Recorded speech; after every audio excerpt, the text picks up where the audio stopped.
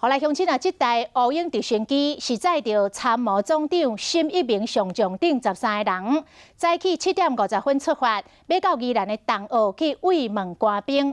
因为不明的原因，这个无人机迫降伫个新北市有内的山区。国防部长严德发马上率领这个人员赶到现场，紧急搜救处理。但是真不幸，只有5个人互救起来，其他8个人拢殉职了。 总共几个？还要来吗？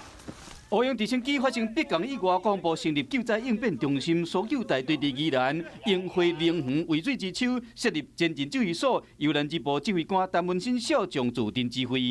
那我们今天是执行总长这个春节慰问的行程，在8点07分最后一次购联，最后光点距离中正港在328度7度17里的时候这个地方。 消失。中共除了例行性的训练之外，在这个台海的周边，并没有这个针对性的这个活动。参谋总长沈一鸣嘛伫无人机顶，早起7点50分，带团队代表总统坐直升机到宜兰东澳执行春节慰勉行程。想不到早起9点，无人机伫新店宜兰的天顶雄雄失速，迫降伫有来山区。无人机顶面的人员包括参谋总长沈一鸣在内有8人罹难，5个人无人救起来。宣布一个这个非常不幸的消息。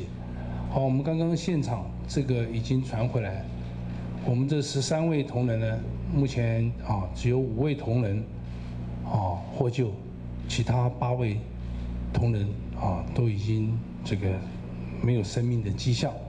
好，你有办法回报吗？